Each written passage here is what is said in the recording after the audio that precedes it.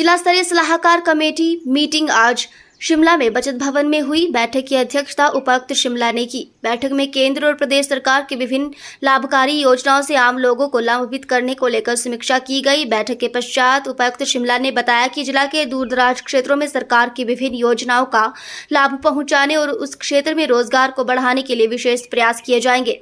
उपायुक्त ने बताया कि मानसून सीजन को लेकर भी जिला में सभी तैयारियां पूरी कर ली गई हैं, लेकिन बीते वर्ष के मानसून के हालातों को देखते हुए इस वर्ष लोगों से हर क्षेत्र में सतर्क रहने की अपील की जा रही है।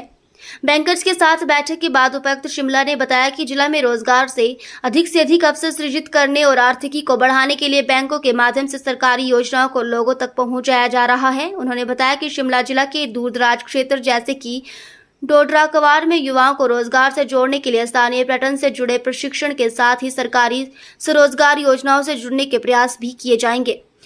वहीं उपायुक्त शिमला ने बरसात के मौसम के लिए विभाग की तैयारियां पूरी होने की भी बात कही। उन्होंने कहा कि सभी संबंधित विभागों को मानसून के दृष्टिगत तैयार रहने के निर्देश जारी किए गए हैं और किसी भी प्रकार की आपात स्थिति से निपटने के लिए मजबूत संचार स्थापित करने की तैयारी की गई है। ये जो बैंकर्स की मीटिंग रहती हैं इसमें क्वार्टरली बेसिस पे रहती हैं और इसमें डिफरेंट बैंक्स जो हैं वो सरकार की विभिन्न योजनाओं को, डिफरेंट फाइनेंसिंग को जो है वो फील्ड लेवल पर अमली जामा पहनाते हैं और हमारे डिफरेंट डिपार्टमेंट्स हैं उनके साथ एसोसिएशन में लोनिंग होती है, डिस्बर्समेंट होती हैं और पूरे एरिया में सोशल और इकोनॉमिक डेवलपमेंट का काम किया जाता है। तो उसी का बेसिकली रिव्यू रहता है। उसी का ये आज रिव्यू था जो कि काफ़ी संतोषजनक था। जहाँ जहाँ भी हमें लगता है कि सुधार की आवश्यकता है तो उस बारे में व्यापक चर्चा हुई है। इसमें आरबीआई के प्रतिनिधि भी होते हैं, नाबार्ड के प्रतिनिधि भी होते हैं, हमारी एलडीएम मैडम इसको कोऑर्डिनेट करते हैं और इन सारी चीज़ों पे जो है व्यापक चर्चा हुई है। शिमला ज़िला में बड़े दुर्गम क्षेत्र भी है, डोडरा कुआर भी हैं और भी ऐसे काफ़ी एरिया हैं जहाँ पर हमें लगता है कि पहुँच की अभी हमें थोड़ी और ज़्यादा आवश्यकता है। तो उस पर भी हमने एक रणनीति तैयार की है कि किस तरीके से वहाँ के जो बेनिफिशरीज़ हैं उनको लिंकेज के साथ जोड़ा जाए और ताकि ओवरऑल ज़िले की डेवलपमेंट हो और सभी जगह की, पूरे ज़िला शिमला में सभी जगह की सभी ब्लॉक्स में। और इंटरेस्टिंगली इसमें इस बार हमने इसको थोड़ा ब्लॉक वाइज करने की कोशिश की थी ताकि हमारे जो डेवलपमेंट ब्लॉक है वहाँ पर जो हमारी स्कीम चल रही है उसके साथ हम इसको जोड़ सकें बैंकर्स को ना। तो उस हिसाब से काफ़ी डिटेल डिस्कशन हुआ है और आई थिंक हमारे नेक्स्ट व्यू में हमारे पास और अच्छे परिणाम इसके निकल करके आएंगे। तो ये सब चीज़ें हुई इसमें। सर मीटिंग में कुछ खास विशेष क्षेत्रों की आपने बात की, डोडरा को और की आपने बात की, कुछ ट्रेनिंग जो है रोजगार से जोड़ने की आपने बात की। क्या खास जो है आपको लगता है ओवरऑल हर बार मीटिंग होती है, क्या खास? देखिए एक तो ये देखा कि अब देखिए जो जिन चीज़ों पर हम ट्रेनिंग करते हैं वो ट्रेनिंग समय के साथ बदलाव उसमें हर चीज़ों में आता है, कोई नई चीज़ें आ जाती हैं। तो अभी पीछे भी हमने जैसे डोडरा कुआर के एरिया को मैंने खुद भी विजिट किया था, तो मैंने वहाँ देखा कि वहाँ के जो युवक हैं वो ट्रैकिंग वगैरह के में काफ़ी एक्सपर्ट रहते हैं। तो अभी हम आज इस मीटिंग में बात कर रहे थे कि ऐसे वहाँ के जो युवक हैं, युवतियाँ हैं, उनको ट्रैकिंग से रिलेटेड, ये जो हमारी होम स्टे स्कीम है इससे रिलेटेड, ताकि टूरिज़्म को भी बढ़ावा मिल सके क्योंकि चांशल एक दुनिया की बेहतरीन खूबसूरत जगह है।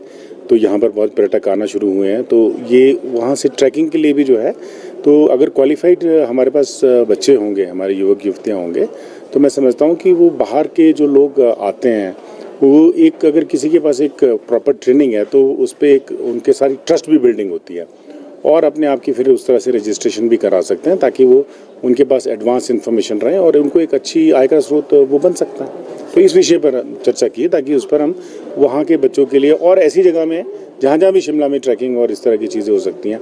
अब आपने देखा कि आए दिन कुछ ऐसी प्रॉब्लम्स आ जाती हैं जहाँ पर बीच में ट्रैकिंग करने के लिए लोग जाते हैं और वो फंस जाते हैं या आउट ऑफ ट्रैक हो जाते हैं। तो ऐसे लोगों का मार्गदर्शन करने के लिए भी ये लोग जो हैं वो बहुत अच्छे सहायक सिद्ध हो सकते हैं। सर दोस्ती की पहली बात जो है वो कल रात को हुई है, नुकसान भी शिमला के साथ लगते क्षेत्रों में हुआ है।